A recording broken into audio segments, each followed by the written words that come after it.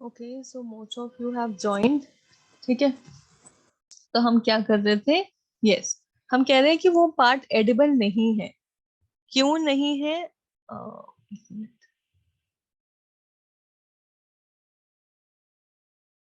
Join fast. हाँ कृषांक बोलो। हाँ मैम, मैंने ना कहीं पढ़ा था ऐसे कि जो लाइक ब्रेड में जब ये फंगस ग्रो करती है तो ये ना लाइक ब्रेड जैसे होती है, अगर उसे मैं वर्टिकली रखूं तो उसके बिल्कुल बीच बीच में ग्रो करती है। एंड जैसे जैसे वो करती जाती है ग्रो, एंड फिर वो हमें दिखने लगती है क्योंकि वो अपनी वर्टिकल ग्रोथ से राइट या लेफ्ट साइड पे बाहर निकलती है। तो हम्म। मैम हमें कैसे पता चलेगा कि अगर वो अंदर ही होगी तो फिर हमें कैसे पता चलेगा कि वहां पे है फंगस? नहीं, ऐसा नहीं होता। देखो, आई टेल यू, जहां से भी पढ़ा है, हाफ इंफॉर्मेशन है, half baked information is always much dangerous than very none. Harmful. ठीक है ना? तो ध्यान से यस सुनना। देखो, ये हार्मफुल क्यों होता है? सबसे पहला तो ये ब्रेड का पीस है, ठीक है, इसके ऊपर आके एक स्पोर बैठ गया। ठीक है, अब क्या किया? स्पोर हमेशा सबसे पहले एक एक लेयर ऊपर बनाएगा और एक लेयर नीचे। इस तरह मान के चलो, ये प्लांट की तरह है कि अगर वो ऊपर ग्रो हो रहा है तो वो नीचे भी ग्रो होगा। ठीक है, तो एक चीज वो ऊपर भेज रहा है, वो ऊपर क्यों भेज रहा है वो भी आंसर देंगे। ठीक है, अगर आप इस राइट साइड वाली इमेज में देख रहे हो, in the black box you will see these white white structures carrying these black black spore वाले बॉल्स। ठीक है, ठीक है, वो ये क्यों मैम, करता वो है तो वो? रिप्रोडक्शन के लिए होंगे ना? हाँ एग्जैक्टली exactly.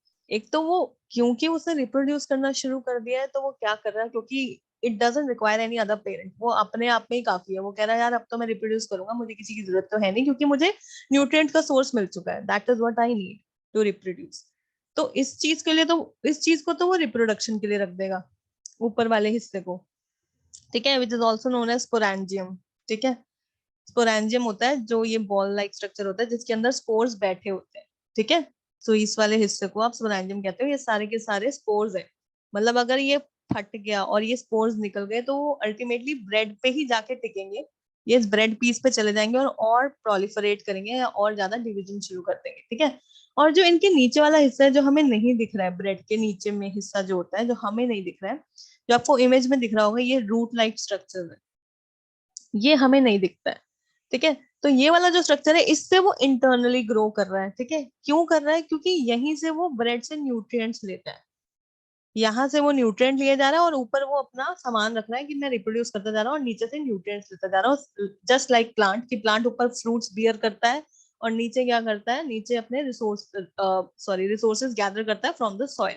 ठीक है, अच्छा, बिफोर आई प्रोसीड फर्दर, जल्दी से बताओ फंगस का मोड ऑफ न्यूट्रिशन क्या होता है?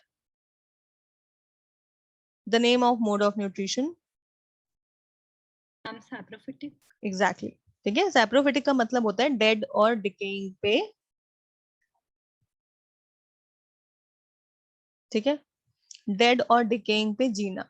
ठीक है, दैट मीन्स वो क्या करेगा, पहले ब्रेड पे इस तरह से अपने रूट लाइक स्ट्रक्चर्स को एक्सपैंड कर देगा। It will throw out certain enzyme. ठीक है, एंजाइम्स निकलेंगे इससे। It will dissolve the bread internally, जिससे उनका कार्बोहाइड्रेट सिंपल शुगर्स में कन्वर्ट हो जाए। It will eat that. ठीक है, और उसके बाद वो ये चीज ऊपर भेजेगा ताकि उनके स्पोर्स अच्छे से डेवलप हो पाए। और जब वो प्रॉपरली डेवलप हो गया अच्छे से, तो वो उसको, जिस तरह आपने मलेरियल पैरासाइट को देखा था कि वो एक बार वो पूरी तरह डेवलप हो जाता है तो वो बाहर निकल जाते हैं, सिमिलरली आपके स्पोर्स भी बाहर निकल जाते हैं and they start reproducing again. ठीक है, इसलिए कहते हैं कि हाफ ब्रेड नहीं खानी चाहिए। इवन स्ट्रॉबेरीज को आप 4 से 5 घंटे के लिए भी बाहर रखोगे, strawberry is a very good source. ठीक है, उसमें तो बहुत जल्दी फंगस लगता है। स्ट्रॉबेरी किसी ने देखी भी होगी, स्ट्रॉबेरी में तो बिल्कुल बिल्कुल उसकी स्किन पे इतना ज्यादा सोर्स होता है ना, तो वो सब शुगर का सोर्स, तो वो सबसे ज्यादा फंगस अट्रैक्टिंग है, मैग्नेट टू अ फंगस। ठीक है, तो उसको तो बहुत जल्दी लगता है फंगस। ठीक है, इसलिए कहते हैं एयर टाइट चीजों पे रखना चाहिए, स्पेशली ब्रेड्स, या आप स्ट्रॉबेरीज की बात करो तो उनको तो स्पेशली एयर टाइट कंटेनर्स में ही रखो तो वो ज्यादा सही रहते हैं। ठीक है, तो this is just a gist of what we discuss. नीचे लिखा हुआ है सारा कि ब्रेड मोल्ड है, एसेक्सुअल रिप्रोडक्शन है, स्पोर फॉर्मेशन होता रहता है। ठीक है, और हमेशा याद रखना कि एक चीज बहुत इंपॉर्टेंट है, फंगस ड्राई सरफेस पे कभी भी ग्रो नहीं होता है। एक चीज होती है ना कि फेवरेबल कंडीशन होनी चाहिए किसी भी ऑर्गेनिज्म को अपने आप को ग्रो करने के लिए। तो the favourable condition for fungus is it should have a moist surface. ठीक है, अब हम ये कहेंगे मैम ब्रेड तो बाहर रखी हुई, वो तो हमने मॉइस्ट भी नहीं करी, तो ऑब्वियसली एयर हैज हम एयर सर्टेन। में मॉइस्चर होता है। एग्जैक्टली हर हवा में, बहुत ड्राई एयर में तो आप भी नहीं सांस ले पाओगे। अल्टीमेटली एयर में हमेशा 20-30% भी होगा मॉइस्चर, तो भी चलेगा फंगस के लिए। ठीक है, ऐसा नहीं होता कि बिल्कुल ड्राई एयर में वो सरवाइव कर ही नहीं पाएगा अगर ड्राई सरफेस होगी तो। ठीक है, क्योंकि ब्रेड सोख लेती है जितना भी आसपास का एनवायरनमेंट में जितना भी मॉइस्चर होगा, it actually absorbs it, that is why it is able to grow on it. ठीक है, तो ये केस हो गया आपके फंगस का। ठीक है, there are many benefits of fungus as well. Fungus बहुत गंदी चीज भी नहीं होती है, अगर तुमने कभी पढ़ा हो पेनिसिलिन, अगर तुम्हें याद हो penicillin, penicillin is nothing but an antibiotic. ठीक है, पेनिसिलिन इज एन एंटीबायोटिक जो कि कॉमनली प्रिस्क्राइब होती है जब आप लोगों को बुखार होता है, कोई बैक्टीरियल इन्फेक्शन होता है, तो पेनिसिलिन एक तरह का एंटीबायोटिक है जो दिया जाता है। ठीक है, तो वो चीज कहाँ से निकलती है, that comes out of a fungus, वो फंगस से एक्सट्रैक्ट की जाती है। ठीक है, just information to know, nothing related to your syllabus. ठीक है जी, अब आता है vegetative propagation, this is something. हाँ कृषांक। मैम पेनिसिलिन ग्रो नहीं करता अंदर? नहीं, वो ये वाला फंगस नहीं होता बेटा, वो स्पेशल टाइप का फंगस होता है। फंगस बहुत सारे तरह तो के होते मैम हैं ना। हाँ तो मैम मतलब फिर भी उसका टाइप या फिर mode of you can say reproduction तो सेम ही रहता होगा। हाँ सब सेम रहता है, लेकिन पेनिसिलिन अलग अलग, हाँ हर एक फंगस अलग अलग तरह का एंजाइम निकालता है जो एक specific, I don't remember the name of that fungus genus, but जो फंगस होता है उसका जो एंजाइम निकलता है एक स्पेसिफिक फंगस होता है, उसी से ही पेनिसिलिन एक्सट्रैक्ट होता है। Okay ma'am. ठीक है, अच्छा हाँ अब जी। आते हैं हम वेजिटेटिव प्रोपगेशन में। ठीक है, vegetative this is also a part of asexual reproduction. Confuse मत होना, अभी तक हमने सेक्सुअल नहीं शुरू किया है। ठीक है, बहुत सिंपल सा है, प्लांट्स का तो हम जल्दी जल्दी कर लेंगे आज कवर। ठीक है, सीधी सिंपल सी बात है, स्ट्रॉबेरी को रनर्स भी बोला जाता है। क्यों क्यों बोला जाता है? वेजिटेटिव प्रोपगेशन का मतलब समझ लो, इसका मतलब है कि कोई चीज नेचुरली अपने आप को रीग्रो करती जा रही है बिना किसी पेरेंट के। मतलब किसी बंदे की जरूरत ना भी हो, तो अगर इसकी एक स्टेम कहीं ना कहीं सॉइल को टच भी कर गई ना, तो वो मान लो ये सॉइल का लेयर है यहाँ पे, वो टच भी कर गई ना, तो उसके रूट्स निकलने शुरू हो जाएंगे और वो अपने आप को एक नया प्लांट बना लेगा। ठीक है, that is why it is known as runners. ठीक है, तो स्ट्रॉबेरी बहुत इजी होते हैं उगाने, अगर एक जगह उगा दिए, if you are not potting in a plant, मतलब अगर आप उस प्लांट को एक पॉट में लगा रहे हो तो ऑब्वियसली वो रनर का काम नहीं करेंगे, क्योंकि आपको फिर एक एक पॉट में इंडिविजुअली लगाना पड़ेगा। But if you have a farm land, तो अगर आप स्ट्रॉबेरी थोड़ी थोड़ी जगह छोड़ के भी लगाते हो, तो अल्टीमेटली वो बुश की तरह बन जाएगा, क्योंकि वो अपने आप को खुद ही आगे बढ़ाता रहेगा एज अ रनर, क्योंकि इसकी स्टेम्स बड़ी होती रहती है और वो जहां टच हुई सॉइल में, तो वहीं पे ऑटोमेटिकली अपने आप को एक नया प्लांट बना लेती है। That is why they are also known as runners. हाँ कृषांक। मैम जैसे फार्मर्स ना लाइक वो वीड्स होते हैं ना जो अपने आप ग्रो कर जाते हैं, हम्म। उनसे बड़ा परेशान रहते हैं। तो मैम हम्म लाइक वो इसका टाइप तो नहीं लग रहा मुझे, क्योंकि लाइक वीड तो प्लांट जैसा तो होता ही नहीं होगा। मतलब लाइक जैसे कोई एक्स प्लांट है तो जरूरी थोड़ी ना हम्म। वीड वो उसी प्लांट से, मे बी उसी प्लांट से निकला हो, लेकिन उस जो वीड का टाइप है वो तो अलग हो जाता है ना। बेटा वीड तो एक तरह का प्लांट भी नहीं, वो तो मतलब ऐसा मान के चलो कि एक फंगस टाइप है या एक इन्फेक्शियस डिसीज सा है जो आपके प्लांट को लग चुका है। एक ऐसी चीज जो आपके सॉइल से न्यूट्रिएंट्स उठा रहा है, जो आपके मेन प्लांट को दे नहीं रहा और सिर्फ खाली पीली बैठ के खा रहा है। तो weed is the most unwanted part of a plant, जिसको उखाड़ के फेंकना बहुत जरूरी होता है। इसीलिए कहते हैं कि इनपुट्स बहुत चाहिए होते हैं फार्मर्स के। ऐसा नहीं है कि आपने एक बार लगा लिया स्ट्रॉबेरी तो आप 2 महीने बाद देखोगे कि वाओ मेरी स्ट्रॉबेरी निकल के इतने वीड्स इतनी चीजें होती है ना फार्मिंग में कि it is very very labour intensive. उसके लिए बहुत मेहनत चाहिए होती है, कभी बीज लग जाता है, कभी कुछ पेस्टिसाइड ज्यादा हो गया, कभी कोई फर्टिलाइजर ज्यादा हो गया, कभी किसी तरह का इंसेक्ट आ गया उसके ऊपर, तो इट वेरीज। ठीक है, तो weed is the most unwanted part which grows out of the soil around a plant. ठीक है, ओके मैम। अब आता है बैम्बू। रनिंग बैम्बू क्या होता है कि रनिंग बैम्बू में बिल्कुल इस तरह रोल प्ले करता है, बस ये सॉइल के अंदर रोल प्ले करता है। मान के चलो कि यहाँ पे एक मेजर सा बैम्बू प्लांट था, ठीक है, यहाँ पे एक बैम्बू प्लांट था, उसी की यहाँ से एक प्रॉपर रूट निकल रही है, ठीक है, ये प्रॉपर एक रूट है, इसको आप रूट कह सकते हो या एक तरह का रनिंग बैम्बू कह सकते हो, जो नीचे से एक ये ऐसी नोड सी निकाल लेता है, ठीक है।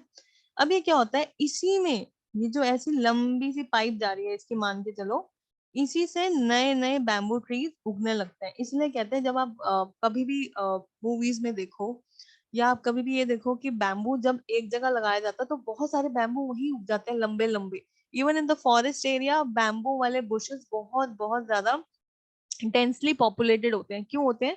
क्योंकि नीचे जो एक शूट जा रही होती है ना, या सॉरी शूट नहीं कह सकते, शूट तो अपर लेवल होता है, जो एक नीचे रूट का ही पार्ट होता है, जो मेजर रूट होती है, उसी से सारे के सारे निकलने शुरू हो जाते हैं और वो सेल्फ प्रोलिफरेटिंग होता है। इसका मतलब वो सेल्फ डेवलपिंग होता है, अपने ही नए नए बच्चे बनाता चलता जाता है वो, ठीक है। जैसे जैसे न्यूट्रिएंट्स मिलते जाएंगे वैसे वैसे वो नई बैम्बू बनाता चला जाएगा, ठीक है। Next is I remove this part. ये है पोटैटोज, ठीक है, नॉर्मल पोटैटो स्टार्च स्टोर करते हैं, and this is nothing but stem, ठीक है।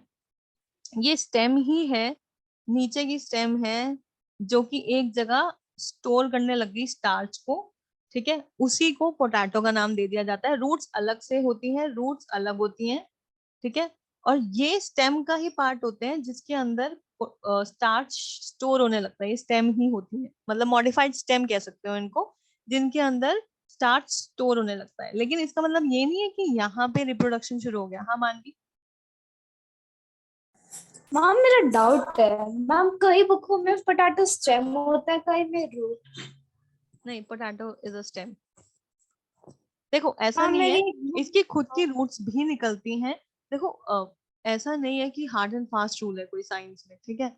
आप कहीं बुक्स में पढ़ोगे कि इनको एज अ रूट भी माना जाता है, आप कहीं बुक्स में पढ़ोगे कि क्यों, मैं अभी आपको बताती हूँ वो रूट्स वाला पार्ट क्यों आ जाता है। क्योंकि अगर ये पोटैटो ले लो तो हमने कभी भी हाथ में, सबने आलू तो देखा ही होगा ऑब्वियसली, तो आपने देखा होगा ये हल्के हल्के ना नॉचेस बने होते हैं, छोटे छोटे से गड्ढे बने होते हैं, these are also known as eyes of a potato, ठीक है।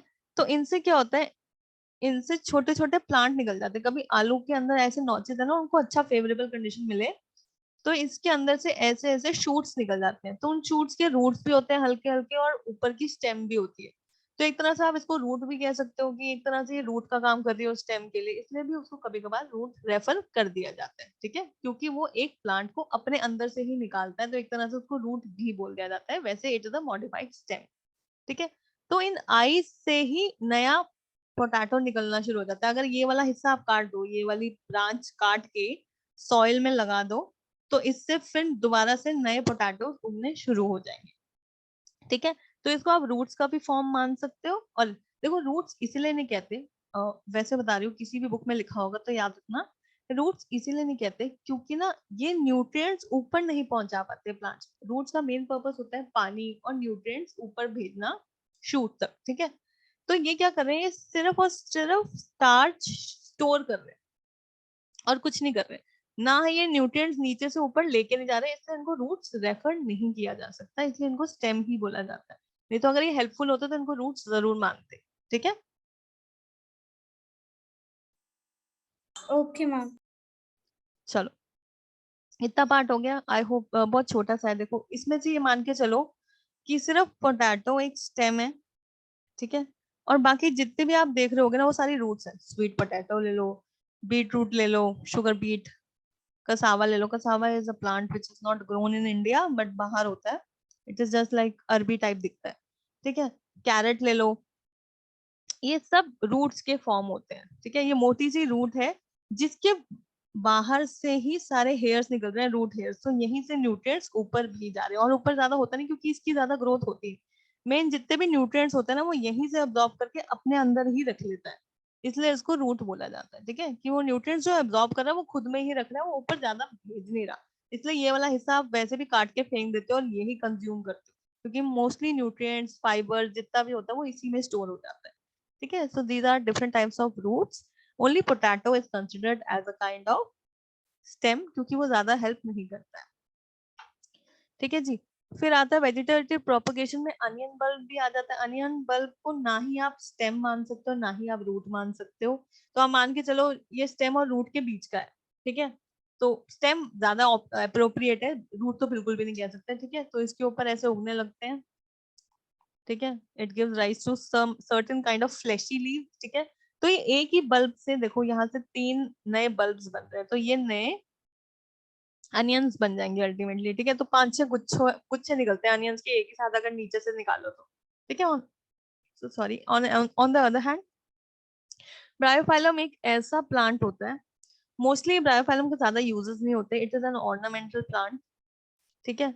कि कभी किसी को घर सुंदर बनाना है तो ऑर्नामेंटल प्लांट है, या बहुत लिमिटेड मेडिसिनल यूज इसके अगर है भी तो बहुत लिमिटेड मेडिसिनल यूजेस है, मेनली ऑर्नामेंटल प्लांट है। तो इसके अगर आप ये देखो इन हिस्सों पे हल्का हल्का कट देखोगे, ठीक है ना। ये लीव्स ऐसी हैं जैसे एजी लीव्स हैं, these are known as notches. Notches का मतलब क्या होता है, हल्के हल्के कट्स हैं, यहाँ से नए नए लीफ निकल रहे हैं। देखो इस एक सिंगल लीफ से ही कितनी सारी लीफ बर्ड निकल रही है, देखो। और ये लीफ बर्ड क्या करते हैं, वो नाइफ लेके ना इन सबको काट लेते हैं, ऐसे हल्का सा या हाथ से ही उसको करेंगे तो आराम से कट जाते हैं। और फिर इसी एक ना एक बर्ड को आप सॉइल में डाल दो तो वो नया ब्रायोफाइलम बन जाएगा, ठीक है। तो इसी को उठाओ सॉइल में डाल दो तो नया ब्रायोफाइलम बन जाता है। It is so easy to maintain and reproduce, ठीक है। बहुत सिंपल सा है, ज्यादा डिटेल में नहीं जाएंगे। This is the last slide for today and then I will wind up for today, ठीक है। वेजिटेटिव प्रोपगेशन होता तो अच्छा है, ठीक है। वो इसलिए हमारे लिए अच्छा है, क्यों? क्योंकि जैसे स्ट्रॉबेरी ने अपने आप को खुद बना लिया, आप मान के चलो अनियंस ने खुद बना लिया, पोटैटो ने खुद बना लिया अपने आप को, बैम्बू भी अपने आप खुद बना रहा है अपने आप को। तो सबसे बड़ा एडवांटेज क्या है कि उनको सीड से नहीं बनना पड़ रहा, वो डायरेक्ट प्लांट के ही एक हिस्से से बनते चले जा रहे हैं। That is why it has a very good advantage over the plants which have to be proliferated, या जिनको आपको डेवलप करवाना पड़ता है सीड से, क्योंकि सीड डोरमेंट होता है। सीड टूटेगा, छोटे छोटे रूट्स निकलेंगे, छोटे छोटे शूट्स निकलेंगे, धीरे धीरे वो प्रोसेस 1-2 महीना एक्स्ट्रा टाइम लगता है, ठीक है। तो जल्दी प्रोसेस करने के लिए ये चीज रिक्वायर्ड होती है, ठीक है।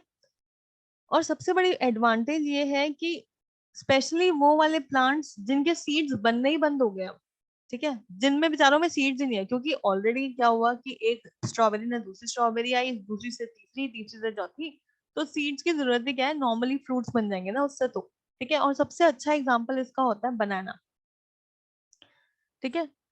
अगर आप वाइल्ड बनाना कभी देखोगे ना, do search it on Google, wild banana कभी देखना, एक तो वो होते बहुत छोटे, बहुत छोटे छोटे बनाना होते हैं, और उनके अंदर इतने बीज होंगे, इतने बीज होंगे ना कि आप वो खा नहीं सकते, वो एडिबल ही नहीं होता, ठीक है।